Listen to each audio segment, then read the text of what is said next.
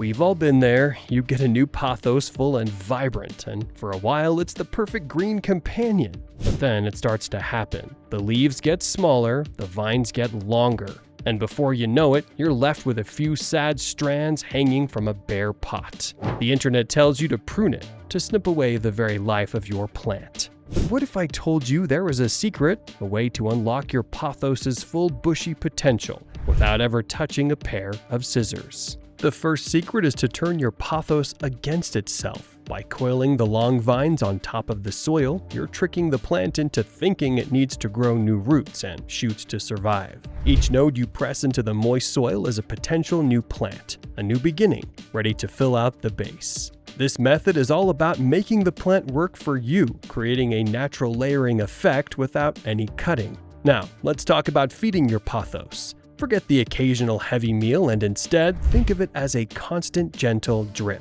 This isn't about a one-time feast, but a slow, steady supply of nutrients. By giving your plant a constant, low dose of fertilizer, you're signaling to it that resources are abundant and it can afford to be full and compact, not long and desperate for light. It's a psychological game, and you're the one in control.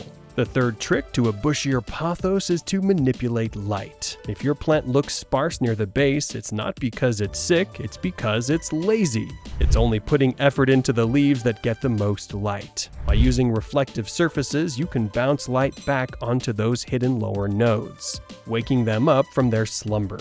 It's a subtle form of deception, convincing your plant that every part of it is in the spotlight, deserving of new growth. And here's a dirty little secret about your pothos's home. Most pots are designed to encourage long trailing growth. To get that full bushy look, you have to change its living conditions by moving your plant into a shallow, wide pot. You're giving it the space to spread out, to grow laterally instead of just climbing. It's a simple change, but it's like giving your plant a new set of rules to live by. Finally, the most devious trick of all, manipulate its environment. By creating fluctuating humidity higher during the day and lower at night, you're essentially playing a game of push and pull with your plant. The higher daytime humidity encourages aerial roots and plump leaves, while the drier nights signal it to slow down its leggy growth. It's a controlled form of stress that forces your pothos to become tighter and more compact, just as you want it. And there you have it, 5 simple tricks to get the bushy pothos you've always wanted,